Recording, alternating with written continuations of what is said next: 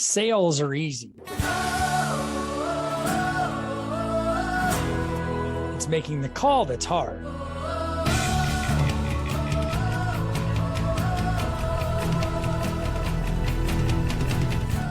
Hi, my name is Dave Gallegos. I've spent the last 25 years in the mortgage industry and a lifetime in sales.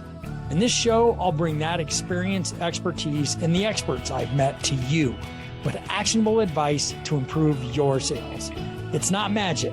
You just make the call. Hi, everybody. It's Dave Gallegos with Make the Call. Thanks for joining. This is episode number 42, and I'm really happy to have an old friend. She's not old, but we're old friends. Nicole Rueth, who I met back in 2013 is when you and I first met. One of the top producers in Colorado and in the country. And so, or if not the top producer, I don't know for sure. But we've known each other for a long time. And it's certainly a pleasure to have somebody like you join us. So thank you. And I just want to talk about the mortgage business and Make the Call. The reason I named the podcast Make the Call was I operate from the truth that if you're not doing enough business, you just don't talk to enough people. The cool thing about the mortgage business is your time is your own. The hardest thing about the mortgage business is your time is your own. Mm-hmm.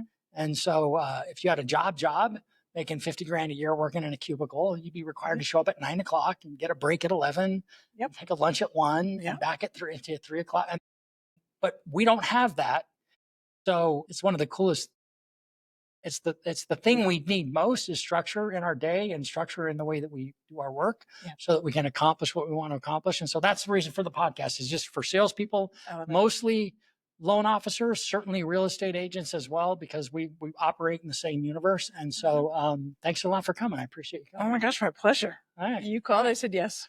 Thank you. Really? I did. You had me pretty easily. Next time I'll make you work for it. That's right. It was like, wow, she said yes, Clay. I should have called more people. I should have made the call. So let's talk about your background a little bit because I don't know much about you personally beyond, what I know of you and your family and your mortgage business career. But tell me a little about yourself, where you grew up and where you're from. And I don't know, are you from Denver? Did you grow up here? I'm not. I didn't. I'm from Long Island. I'm a New Yorker. Okay. So I always say that it's a little bit easier for a New Yorker to be successful in Colorado because Coloradoans don't like to work. So it's just truth, just spitting truth. So I am from New York. Start off with bullets. Let's go. And then, there's a couple of other things that kind of made me the workhorse that I am. And people will say that I'm a grinder and I'm fine with that. I know who I am, but I grew up on Long Island, very blue collar. My mom and dad. Or do you care? Yankees? Yeah. All right on. Yeah. That's how we get along. Yes. Sure, but yes.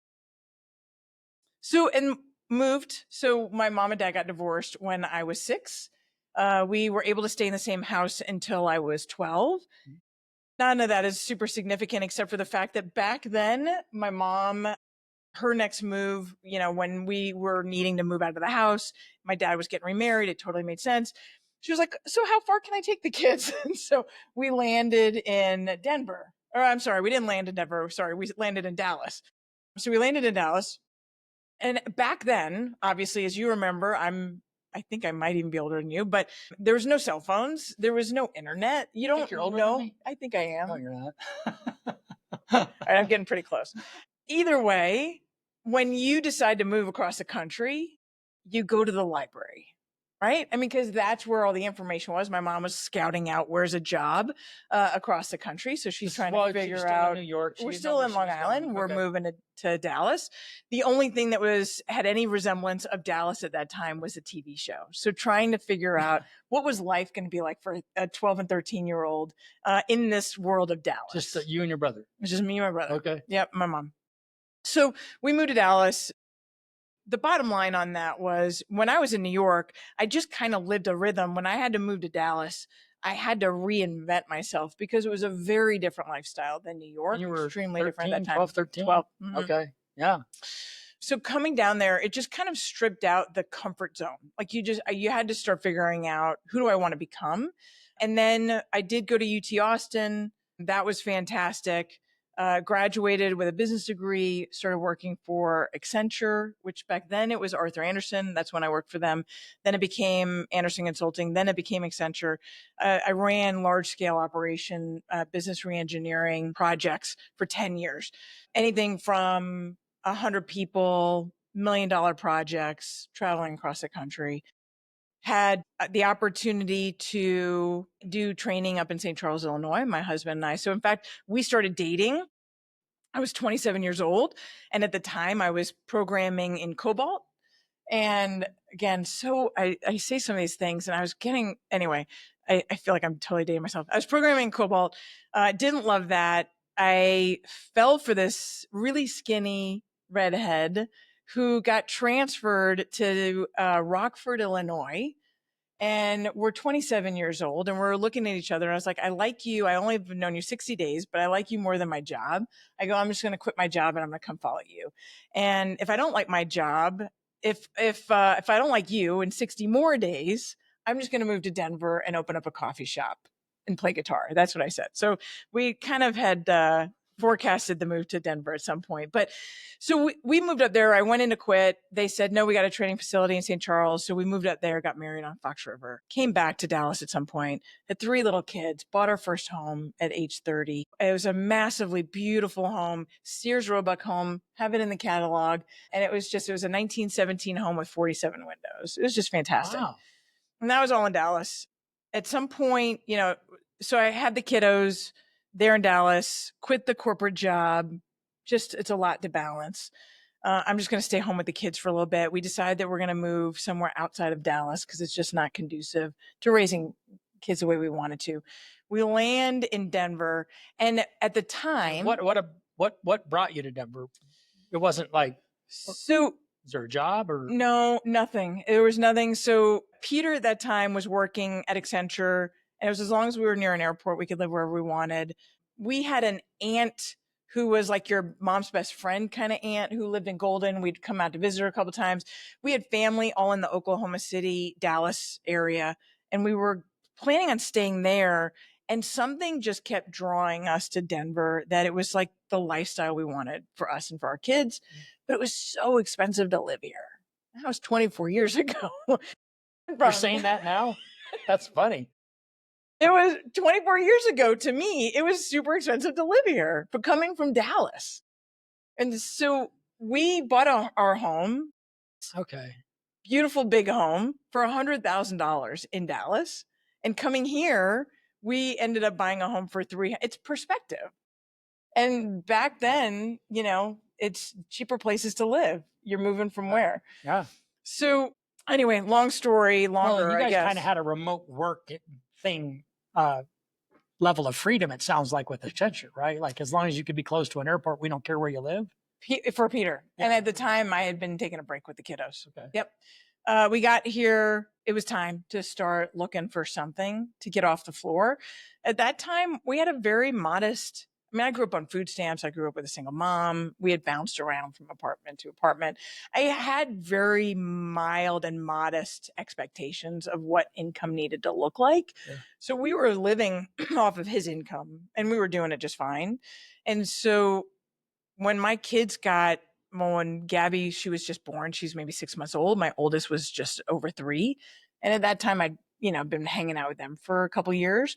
I was just looking for something to get off the floor. So I called up my mortgage lender at the time, the only guy I knew that helped me get into the house that we lived. We bought a house and we went straight from Dallas to Conifer. Oh, okay. Yeah. So we bought a little house up in Green Valley, up in Conifer. And we lived in that house for 9 months because I didn't understand that you don't want a house that points north. Like, no. I didn't know the rules. Realtors could have told you, but yeah. Yeah. Well, we were not going to go there. Oh, you want this one? Okay. Yeah, perfect. Yeah. You don't buy it if you buy it in June, you can't tell, right? You had no idea. Right. No idea. Yeah. So, long story, I landed in mortgage lending, all the bouncing around. Nothing scared me at that point. At that point, I just wanted to get off the floor. I had to get out of being a mom per se full time.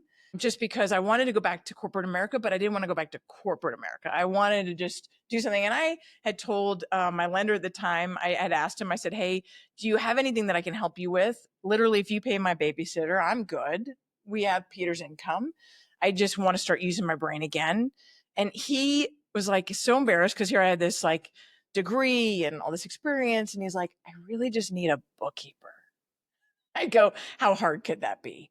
QuickBooks sucks. Bookkeeping sucks. I never want to do that again. Like you're a data entry. Yeah. It was awful. Yeah. It was awful. And it was beyond the data entry. It was the software was awful. But then I'm slowly running his company. And that was back in the Wild West. It was the broker days. So it was just a small brokerage shop. Okay. Yep. And then I went to a larger one and then a larger one. And then I landed at Morningstar Mortgage. And the top loan officer at that time and I started our own broker shop, Priori Mortgage. And I had that for 3 years. Yeah. And I hadn't originated anything that whole time. So I was probably in mortgage lending for 8-9 years before I never wanted to originate. My mom was in sales. Yeah. I saw what that got you. Yeah. What kind of sales was she in? Was she in? Yeah. She sold everything. She could sell ice to Eskimos. She sold tires, hospital equipment, ads in magazines. That woman. And why did you think you didn't want to be in sales? Because we were on food stamps most of my growing up. So it's feast or famine type sales? It was, yeah. Mostly famine? We were at Disney World one week and at the church steps the next. Yeah. Like it was a lifestyle I didn't want. I've always said this, man, sales is the worst job if you're not doing well because you're confronted on a regular basis of how well you're not doing because you think about it. It's like front and center, like as opposed to that corporate job where you may not be doing well, but you're still getting paid. Mm-hmm. That's what makes sales such a tough mental job, right? I don't know. I've seen some really dumb people excel at sales. I don't know. No, I know. What I'm saying is like when you're not doing well is my point. Like when you personally are just, okay. So not that to say that you're not skilled or you're not even very good, but if you're not doing well, it's in your face. Yeah. It's in your face. Yeah. That's tough. Then I don't know what year we're up to here, but yes, I met you in 2013. And when I met you then, I don't think you were doing a lot of business then. No.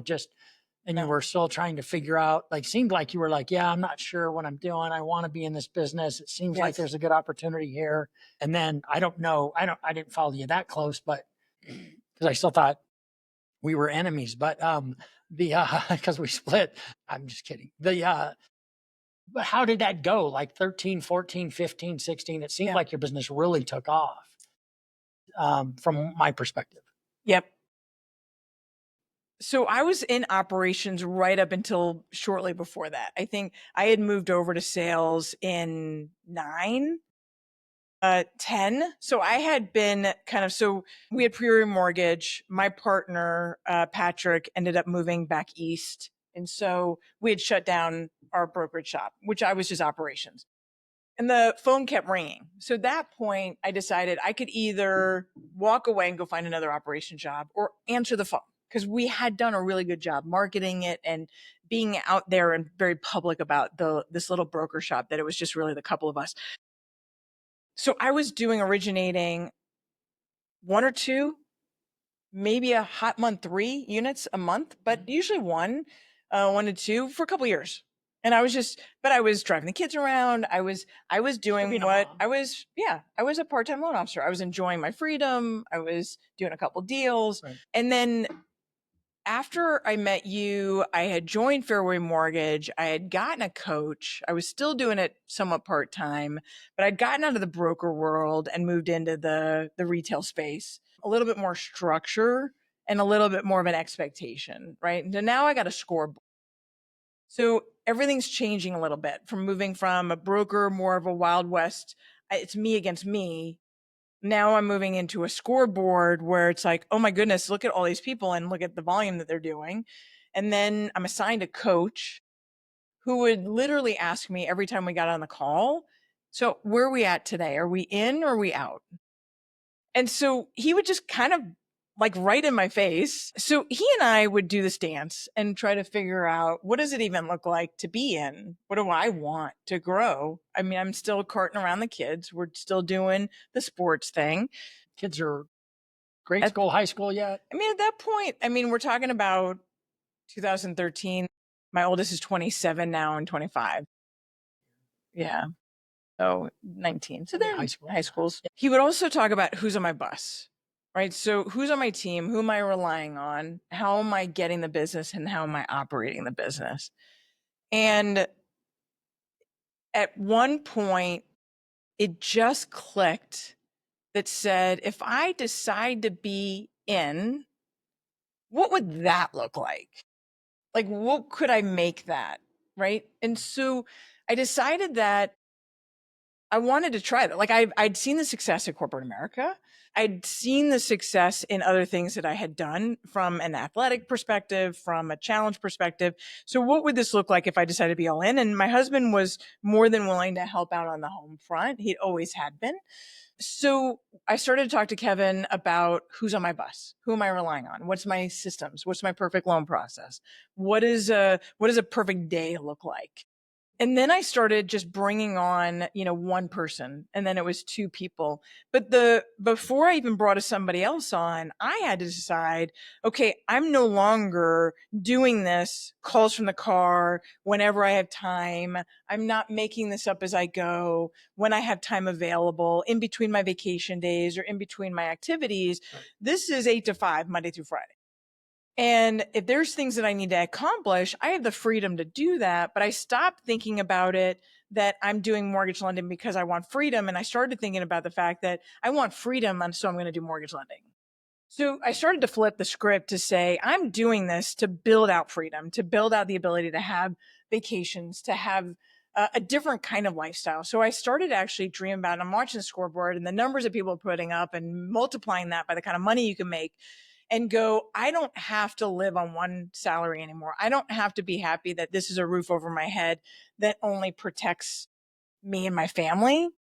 Because for the longest time, it was just about the stability that would give me because it was so counter to what I grew up in, right, that I hung on to that with both fists. Gotcha. And so it was in 12 so 13 years ago, God, my kids seemed younger than that. Then they had to have been in, the two youngers were in middle school and the older was in high school. So they were a little bit younger. So we were still driving down the hill for them You're still living up in the mountains at this time? I was still living in the mountains and they were going to school down in Mullen and St. Mary's. So we were driving down for them. But when I switched it to, I'm working full time, I'm bringing on a person on my team. Now I'm responsible for that person's paycheck. And I'm going to start driving results. Now I moved from a couple a month to, I think the first year I joined Fairway Mortgage, I'd done 13 million. And then the next year I had done 24. And then the next year I'd done 48 and then 78 and then 101 and then 180. And then it just kept climbing until 21, it was 400. And so you start figuring out that, okay, it's systems. It's treating it like it's the career that's giving me the freedom, not the freedom that also has a job. Yeah. And it's the determination. And once I started hiring somebody, now I'm not responsible for just me and my kids and my family. Now I'm responsible for that person, their kids, their family. Right. And then the next hire and that kid, their family, right? And so when we did the 400 million, I had 40 people on my team. And so I had 40 people that I'm responsible for them, their spouses, their kids. And so that, I don't come to work for me. I come to work for us. Right. And it just changes everything. Yeah. Very cool. Mindset stuff. Because I'm a believer that your mindset at this job is the most critical part of the job. Right. And you sound like you had to have come into this business based on your upbringing with maybe some self-doubt, but you seem like one of the most confident people I know. Was that a battle? Is that something, or was it like, no, I've always been this confident? Or how often are you? Because a lot of people look at people that are successful and think, wow, they have no fear. they have no doubt. Yeah. And I think that that's something that can really help a lot of people, is I would contend that the most successful people fail the most. Yeah. And the most successful people are afraid, not afraid, like, but they deal with fear more than anyone else, because they're like, I have to embrace the fear, right? I have to keep going. This like, so tell me about that, because again, from the outside looking in, you're like, oh, that's Nicole Rueth, Yeah. right? Because when you become, you've ranked really high nationally and in the state for a long time. And I would think that from most people's perspective, it's like, wow, she's confident. She has no doubt about anything, right? So Yeah. talk about that, because I think that's hard Yeah. for people to grasp. I can think of so many stories. I fight imposter syndrome all the time. Isn't that interesting? On all the things. On Yeah. all the things. So how do you fight it though? That's a really good, thank you for sharing that. Yes. Now, how do you fight it? I have a really great relationship. I will tell you, Peter is my better half. I think that matters. I think that honoring who each other are matters in each other's relationship. And he tells me, and he has to tell me accurately, or else I don't believe him. I come off of stage, or I come out of a thing, or I do a presentation. I have my market moves, and I have all the things. And I go, was that good?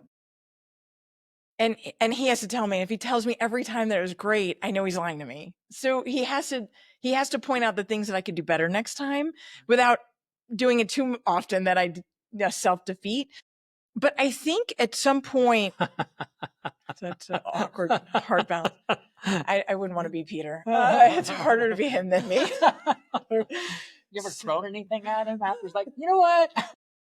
I throw things. I'm Greek and he's German. He doesn't fight at all. And so we, that was a battle when we first started dating. Here's the truth. So there isn't a day that I don't have a failure, that I don't go, damn it, I let that person down. I didn't do as well as I could have at that presentation. I didn't conquer. I missed a call. I didn't call somebody back. I didn't do a thing that I could have, and I didn't do it well enough. The counter to that is I over prepare for everything. There's no one that gets up at 3:30 in the morning. Every day I get up at 3:30 in the morning. So 6 hours is good for you. 6 hours is good for me. Yeah. So I have like a market moves every Friday morning at 9 a.m. And it's a Zoom call, and everybody's invited, and I probably have 400 agents. I'll get anywhere from 70 to 100 that show up on Friday morning, and then another couple hundred will watch it after the fact. So it's at 9. I am racing to get to the office. I wake up at 3:30. On Fridays, I probably wake up closer to 2:45 to 3. And I'm working on that thing from the time I wake up. I go downstairs to the gym for 30 minutes, and of course I get ready. But I'm working on that thing all morning. I'm putting together a slide deck and conversation that matters. Because when I get in front of a group of agents who are trying to do a better job for their clients, I want to be my best, because I want them to be at their best, because I want them to change lives. And so I think somewhere along the path, when I became responsible for other people and their families, I realized that what we do matters more than a deal and a commission check and a day's work. So if what we do matters so much, then I have to show up on my A game, because their differential between what they are capable of and what they achieve, that trajectory difference can be impacted by what I say. And it can be the one thing that I say that triggers a domino effect. And so I care so much that 9 a.m., there's nothing I'm winging. It is pre-planned. It is well thought. It is scripted in a way that I flow that makes sense. And so I think I can fail at a thing. I can fail at the market moves, and I can get done. And I literally do. I leave my office every day at 9:31, because it's only 30 minutes. And I leave my office at 9:31, and I walk down the hall, and I talk to Peter, and I go, was that good? And he's watching it, and he goes, no, that was really good. Or you talked really fast, or you did this thing. And I go, okay, I can work on that, because I want it to be just that much better next time. So I think that knowing that I'm going to fail, and knowing that I'm never going to believe that I'm doing enough, is part of who I am, and it's part of the athlete of who I am. And so for me, the secret is really about recovery time. It's not to say that I'm not going to fail, and it's not to say that I'm not going to beat myself up along the way, and it's certainly not to say that I'm not going to beat myself up after I fail, but it's how fast can I recover, because I have another person to help on the other side of that. So if I can get to a point to where I feel good about myself again, then I can help the next person. The longer I languish in self-pity, I don't get to help the next person. That's really solid. That's great. That's a great story. It's interesting to me that you are so a little obsessed with how was that? Yeah. Because I think a lot of people don't want to know the answer to that question, and they avoid it, and they're okay with not knowing, and they don't want to know. Going back to what I said earlier, like there's no such, if you know, it depends on, I think really successful people have a really good relationship with failure, and they don't see it as failure. They see it as, oh, I get to learn something new now. Yeah. I just learned something new. So we win or we learn every time. Like we either won or we learned something. Like, what else did I learn? And like I shared with you earlier, just ask those 3 questions: what I do right, what I do wrong, what can I do better for a better outcome next time? Like, how can I improve it? And so that's really cool that you had that instinct. I know you recently lost your brother, and I don't want to bring up a sore subject, but I saw in one of the posts that you said that he was a very successful salesperson as well. Yeah. And so I just find it interesting that the two of you were you both have had really a lot of success in sales, and you didn't come from that. Yeah. It doesn't sound like. Was your dad a successful business person at all? No, my dad worked for his dad. He was in a factory. Okay. Yeah. So something influenced you guys. Yeah. And it's really interesting. I read a lot about the things that influence us and the things that have an impact on us at a really young age that really can have a big, well, I guess I'll use the word influence again, an influence on how we turn out as adults. Right. And so is there anything that you've ever been able to think about and point back to and go like, you know what? Yeah. A teacher told me I wasn't going to amount to anything, or, cause I had a teacher once who said, and I was like, you know what? Yes, I have. So was there anything like that? Was there something that you, and maybe you and your brother both experienced that, like, because this drive is really, and you said it before, I think even before, maybe it was during this or before we started talking, it's like, I'm a grinder. I know who I am. And that's where it's like, so where did that grind come from? Like, or is it just like, I don't know where it came from. I've just always been a grinder. Yeah. Oh, no, I know exactly where it came from. Okay. Oh, good. My mom was a grinder. My mom was and my brother and I, so he was in apartment sales. So he would lease up buildings. Okay. There's not nearly as much money in that as there is in mortgage lending. So it was maybe an unfortunate choice of industry, but he had so much passion in it, and he was so loved by his coworkers. It was a fabulous choice of industry. Money doesn't matter in all things. So we both had the ability to work with a single mom who is a very strong-willed Greek Catholic New Yorker. So my mom is, I look a lot like her. She's very driven. And she's super protective. She's super protective. So here or is she in Dallas? She's in Florida. Florida, okay. She's in Florida. When we were growing up, like, I vividly remember a memory where we had a Simon Says. So, you remember this? Yeah, anyway, yeah. We had a Simon Says toy. I like the old toys better. So we had a Simon Says, and we'd had it for like a year, and it finally stopped working. And so we go back to Toys R Us or whatever, and she returns the thing, and she convinces the salesman that it was worth returning, that they needed to give her money back. It was a year old. And because her kids deserved better. Like, it was such a play. Like, I remember this vividly, and I don't know what I was, like 7, so young. So I think she taught me that, and she was challenging. She was challenging in all the ways that you would expect a Greek Catholic New Yorker to be. Like, she was a big personality, and she had a lot to protect, right? And a lot to push. But she's probably the reason I am, because she taught me, one, I had to negotiate. I had to stop being embarrassed when she would fight for us. It's embarrassing when your mom goes in and tries to return a year-old Simon Says. It's just embarrassing. And I see it in my kids when I protect them and I try to do something for them.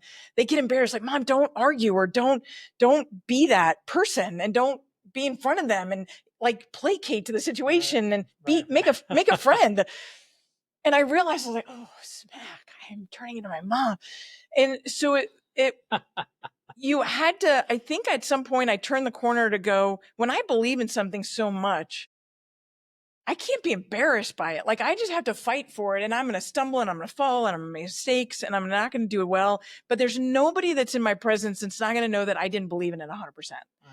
And that I was fighting for the right thing. Like, people can get mad at me, and people can point their fingers at me, and people can say things about me, but nobody can say that I don't believe in what I do. Nobody can say that I don't fight to the death for my clients and that I don't try to make every wrong right. Now, they might say that I don't do this right, or I don't have that, or I don't do the follow-up, or they might break holes in my system, but nobody can say I'm not passionate or I'm not here to serve. So that's where I think it's not embarrassing anymore. It's a strength of character to say that I believe in it. And she believed, and whatever she believed for, she could fight for, and she'd win because the passion was on her side. Interesting. Yeah, because I've seen this passion right now that you exhibit.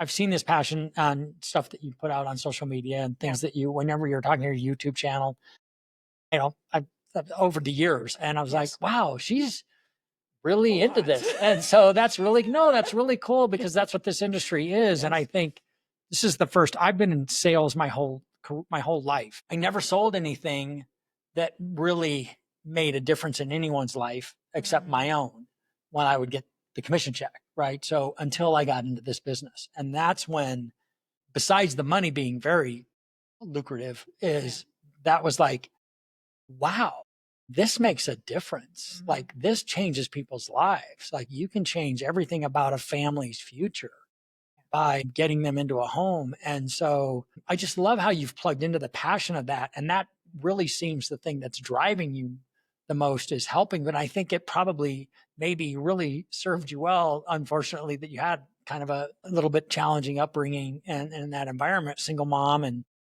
food stamps and arguing about take this toy back. It doesn't work anymore.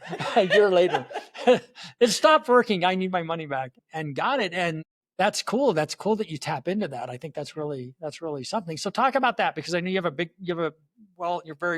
a big presence in the real estate community here in town with a lot of real estate agents. And I think that's the other thing that's important too, is that I always think about the real estate agent is just like us. I mean, they go to work without a net, and they're like, and I think a lot of them do it because they want a chance. They want that no lid income opportunity. And I really admire that, because I've been that my whole life. I just I couldn't take a corporate job. Right. Which drove my wife crazy, because she wanted security job. Her dad was hurt. She grew up maybe a little like you, where there wasn't any security, any financial security, but a steady paycheck job was security. And I was like, yeah, I can't do that. That's not going to work for me. I can't be locked in. And so that sounds like that's been a big, so let's talk about that, because I know you've made a big difference. You have a lot of probably really strong, really long relationships with real estate agents, and you've plugged into that community really well. Talk about the difference that makes, because I think that's really important. That's a really important thing. We're trusted with their paycheck. We're trusted with their ability. And I always say, like, when a realtor's getting all heated up, might be the only deal he's closing this month, and the difference between him making his house payment or not. So let's get this deal closed, right? Obviously, if it can and should close. Talk about that a little bit, because I think it's an important thing for salespeople to hear, especially in this space. The relationships that I have with agents, I think, is a little different. And I think every loan officer who wants to be successful has to define what their success looks like.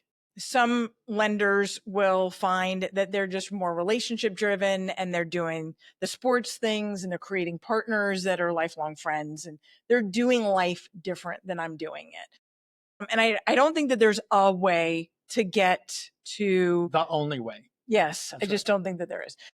So the way that I've chosen is the one that it's probably the only one I could have had success in, to be honest.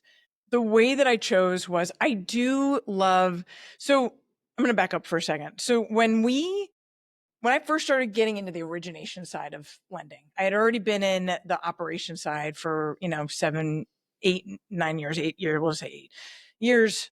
So I understood the business. I didn't understand the sales part. In fact, I was avoiding it. When I got in, I realized, oh, I just need to listen. It's really all I need to do. Like, I don't have to sell you. I just need to listen.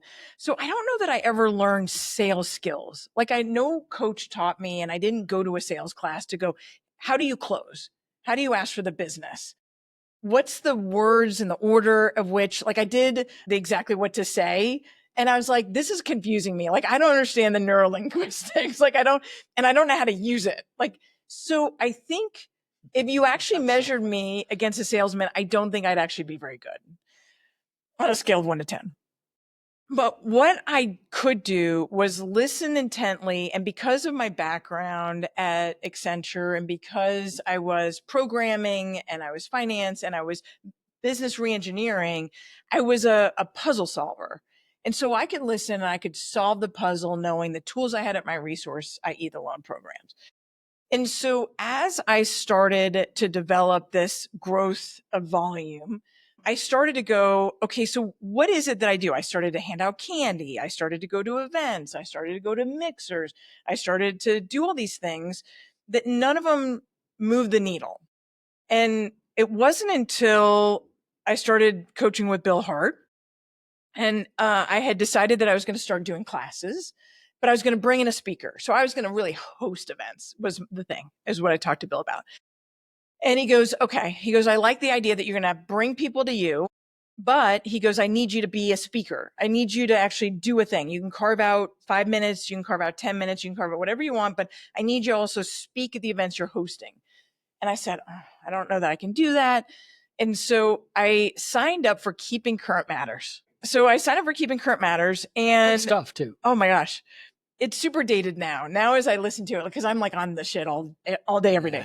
But for then, so back then, ladies and gentlemen, like this, he would record himself and he would do the Keeping Current Matters presentation, and he would give you the slide deck and he would record it, and then you could listen to it. I listened to it at least 5 to 6 times, and I would get the slide deck, and then I would practice it. So I would listen to it 5, 6 times, and then I would practice it 3 times, and then I would do it. And then I would do our monthly event, which is Agent Ignite, which I've had for a long time now. And for the longest time, well, maybe at least 3 or 4 years, it was the Keeping Current Matters presentation and then a speaker. But I would give it. That's dedication. So that is, but I wanted to do it in a way that I understood it, that I wasn't just doing it like I was reciting it. I wanted to like own it. And I wanted to bring value. So I would do that, and then I would bring speakers in. And then after a while, after 3 years or so, I was like, oh, I get this. And he's talking about a report that happened 2 weeks ago, because by the time they put out that Keeping Current Matters, you're more than halfway through the month. Yeah. So I'm starting to start seeing, okay, this happened here, and what impact is that having? So now I'm starting to track it on a weekly basis, a daily basis. And so now I'm starting to create my own presentation. Now I'm just using 2 of his slides instead of all of the slide deck. And then I'm using none of the slide decks. And then I cancel the subscription because now I've got it. Yeah. And then it became where I just started continuing to elevate that. So now it's so much more than I'm just doing a rote presentation. I actually understand how the economy, how this report relates to the decisions that buyers make. And can a buyer be communicated or educated in such a way that they'll make a decision, not because I'm selling them, but because I'm giving them the tools and the resources that they can make the best decision for their financial future. And I'm doing it from a perspective of empathy and understanding of, I know that you're afraid that you might make a bad decision because you could lose everything. And I've come from nothing, and I've lost everything several times. Peter and I are teaching a 6-month wealth course right now, where I've got a bunch of lenders and real estate agents actually going through a course with me over 6 months. And I'm teaching them how to do this themselves. Because now I have 60 doors. I'm buying another apartment building. I've got 2 commercial buildings. So we've got all this stuff now. So I'm trying to teach as many people how to do this. And so as we're doing this, I was trying to ask Peter, I go, at what point do you get past the fear of losing money? How much money have we lost over the years on bad investments? And he goes, you don't want to know. I go, how bad is it? He goes, He goes, probably 450,000 we've lost over the years in bad investments. I said, okay, so I've got to teach somebody to be willing to lose their money, right? And I take that same responsibility when I'm talking to a client. I got to know that you have so much fear about making a bad decision that you're going to buy at the worst time of the market and that value is going to go down, or you're going to get it at, you're going to be locked in an interest rate that you can't afford it and your house is going to go into foreclosure. Or this economy is so uncertain that if you make the wrong step, where are you going to be in 3 months? And can you put yourself in a position to buy before you sell? Because can you afford 2 payments? And what does that do for you if you lost your job? Like, I come in with such a level of empathy that I know that their level of fear in an uncertain market is real. And so if I have the data that backs it up, that I can explain what's happening with the Fed and with this administration, where things are going to go and what that position is going to be and how secure is your job. And because I've studied the market so much now that I fully understand how it operates, I'm not going to be able to tell you that I can forecast it, but I can at least relate to it so that I can relate the data in a way that it tells a story that gives that client a sense of stability. And it gives the agent the ability to tell the story so that they feel confident doing their job that gives confidence to their buyers and they feel more successful. And so the strategy then all along has been, I'm going to be the expert that will educate the real estate community. And that's how you've built the relationship. It hasn't been with mixers, and not that you don't do anything social, but I don't do much socially. Yeah, but that's it. Like, I'm going to be the resource. If you need to know the answer to something, I'm the person that you should talk to. And I'm willing to put in the 6 hours starting at 3:30 a.m. to get them the information that they don't have the time to do. Right.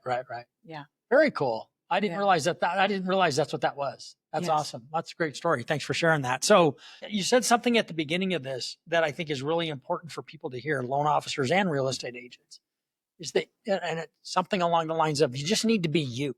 Yeah. You don't have to be anybody else. And I think in our industry, in our business, in our platform of the business, we live in an echo chamber where all of the same people are saying all of the same things, and everybody, you should sign up for all of this. Not that you haven't been coached, because it's clear that you have. I'd like you to tell us, because I think somebody that does the amount of volume that you do and has had the success that you have, it would be really helpful for other folks to hear, like, have the confidence to just go and be themselves and go add the value, because that's really what you've done. You didn't say, well, I'm going to do, like, not that I'm picking on the core, but I'm going to do the core program. I'm not like, it's just, but you just said, I'm going to add the value, and I don't have to do all of the things that other people say I'm going to have to do. Cause I really, and then the confidence that you had to follow through on that, like, that's really impressive, because you weren't following like a plan. It was really, here's how I think I want to do this. And it sounds like it was Bill Hart at the time said, do that. Just pick a lane and go. And I think that's the advice that I think people really ought to hear, is like, just pick a lane, but what's your lane? Right. Like, what are you going to be known for? So Bill Hart has a saying that I have hung on to. He says, on your terms. And it's, what are you building? What is it that you want to be known for? Who is it that you want to be in this industry? I don't think I want to become an expert because I need to be the expert. I don't, that's never been my thing. I don't pride myself on being the professor. I pride myself on the back. I'm going to back up and I'm going to tell you one more story. So there was a gentleman that I met. So when I was first trying to figure out where I belonged and what circles or what rooms I should be in, right? It's very important, the room that you're in and the people that you allow speak into you. And I'm trying to figure out what's the room I'm supposed to be in. And I'm a member of the Chamber of Commerce. I'm doing all the things. I'm going to the mixers. I'm dropping off the candy at real estate offices. I am being the loan officer, right? I'm looking through Meetup and I'm trying to find a place to meet more people. One of the things I found was the John Fisher Investment Club. Have you ever been in one of those? No. Do you remember it? Okay.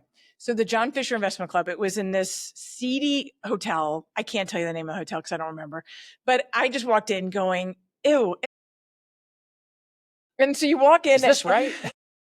Am I in the right place? And it was this big room, and it was these classroom style tables, and everybody was hanging out, and a speaker would come up, and it was, you want to talk about creative investors. There's never been a room that I've been in that I haven't heard the most creative stories. They were trading car washes for plots of land or like office buildings for apartment buildings. Like they were, cool. All these investors were coming in there and they all had a deal or they were looking for a deal. So they were coming together from all up and down the corridor to this investment club.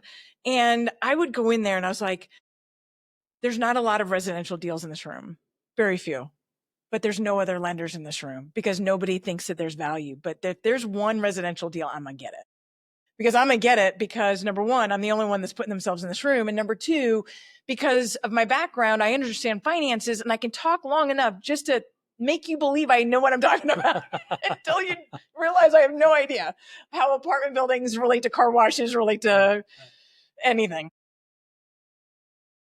So I sat down next to this guy. His name is Don Kramer. I sat down next to this guy and we're talking and he has a fourplex that he wants to sell off market. That's why he came to the meeting that day. And I came to pick up a realtor. So he's a realtor. So I'm pretty excited that I sat next to a realtor and you've got a residential deal on top of it. I mean, I'm like, I scored. I can help you. And so we start talking and he's like, we start talking and he goes, you need to buy this deal. And I said, the hell I do. I said, I have a roof over my head. I have 3 little kids and I am so good. I am so good. And, you finally get a sense of stability and you figure out how to I'm doing no deals, like one every couple months. And we're living off my husband's salary and the kids are little and I'm just happy to be there. And no, I don't need a fourplex. And finally, for some reason, he convinces me that I need this fourplex. It was $330,000, which I thought was an outrageous amount of money. All right, not for $4. You weren't thinking 16 years ago. Yeah, right? No, I was not thinking that way. I was thinking it's a lot of debt that I can't afford. It's a lot of debt that I can't afford and imagine a lot of risk. No, but people don't think that way. I know they don't. Right? So when he reaches in and he convinces me to buy this thing and finally kicking and screaming, I get to the closing table 45 days later and now I own a fourplex. And then I got to figure out how to put tenants in it and how to turn it over and how to do all the things. I self-managed for a number of years. A couple months later, I'm telling somebody that I bought this fourplex and a real estate agent says, hey, I got this single family. It'd make a great rental. And I have no idea actually how rental numbers work at this point. I just know I let him convince me to do this. He's telling me about how it works. I think 10% of what he said soaked in. And I'm in the business. I should understand this. I don't. It's on a level I don't understand. And this real estate agent convinces me to buy this single family. I let her convince me to buy the single family. It was $110,000. You're like agreeing to buy real estate so you can get in the door with these realtors. That's what's funny. Is like, okay, I'll buy your fourplex. You got any other leads? Well, we never did another deal together. I didn't buy it because of that, but I did. I did let him. No, totally. I did put myself there. The next one, she made it. It made sense. I didn't understand all of the numbers of an investor. I understood the lending numbers. I didn't understand the investor numbers. We bought that, and then we didn't buy for another couple of years. But that one conversation where we sat here at this John Fisher Investment Club, I look back now, 60 doors, apartment building, commercial buildings. I just bought my mom a house a couple of years ago. And I had this ability to go, that one conversation, I know the conversation. I know the characteristics of my mom. I know the Simon Says story. I know that conversation changed not just the trajectory of my life, but it changed the trajectory of my kids' lives. And it changed the lives of all the people I get to sit down and have a conversation with. So when a client sits down with me and they want to buy a first time home and it's outside of their affordability and they're stressing about whether or not this is the right move today, if I can veer that conversation and they allow me for 5 minutes to go down the path of what would 20 years look like from now if we made this decision today, and I can tell them the story about what changed the trajectory of my life, and I hope that I have that kind of impact, I know that there's a reason that I do this, and that to break through the fear and to lose $450,000 investments and do it anyway, and to have every conversation and to get off every stage and every meeting and everything that I teach and to say, was that good enough? Will I change enough lives? Will I change them big enough that they make a difference? The work doesn't matter anymore. So people call me a grinder and I'm like, I don't care what you call me. I know what I do, and I know why I do it. And the reason why, really, and your passion comes out here. It's really cool. It has to be. So when I said earlier, I think this all circles back to a conversation 10 minutes ago.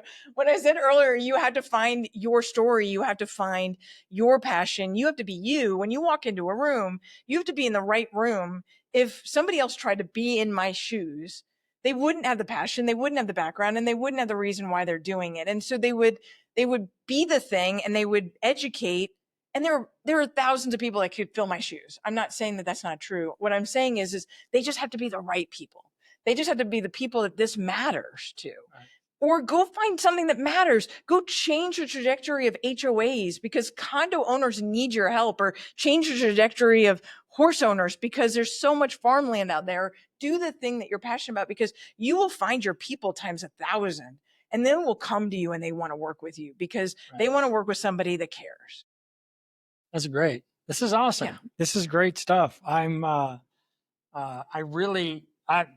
is a great place to end this, because I think that's a great message that I have not hit on in doing these podcasts with anybody. We've talked about a lot about, that's what you have to do, and you have to be committed, and you have to be good. But to hear this said this way is really important, I think, to just, because that's it. Like, find what is it you care about. And if it's just, I've said this too, is like, if it's just the paycheck, if it's just the commission check and how many deals did I close and how much money did I make, it's not impactful. It won't matter, right? At the end of the day, if it should really matter that you made a difference in the lives of the people that you helped. I'm a big fan of the book, Good to Great. And I quote the last paragraph all the time to people here. We do a quarterly state of the company meeting. We go over financials and all of that. And I was like, and it's the last slide every time. And I get choked up saying it, but it's like, perhaps then you'll know that at the end of your life that you can't have a meaningful life without doing meaningful work. And it can't be meaningful if it's not great. Yes. And you can't do great work if it doesn't matter, if it doesn't change. It's like, perhaps then you'll know the satisfaction that your short time here on this earth was well spent and that it mattered. And I think it's a really important thing for people to, I can't believe I got most of that out. It's a really important thing for people to glam onto, because it does, I always say this and people start laughing. It's like, because we're all going to die, right? We're all going to leave here someday. We can't stay. And when that happens, you're going to know whether or not you made a difference or not. And I think I want to know that I did. It's clear that you have found that. So good for you, and really fun to hear the story. And I hope it helps. I hope it inspires some people. So thank you. This is really good. Pleasure. Well, that's it, everybody. This has been Nicole Rueth. I'm Dave Gallegos. This is Make the Call. Please like this and share it, and give us a rating. I would really appreciate it. And we'll be back next time. Thanks, everyone. Bye-bye.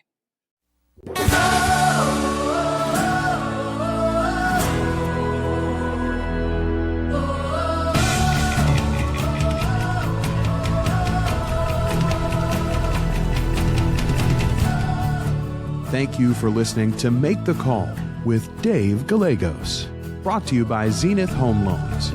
If you enjoyed this episode, make sure to subscribe to the show anywhere you listen to podcasts, and share the show with a friend or colleague who would also find value.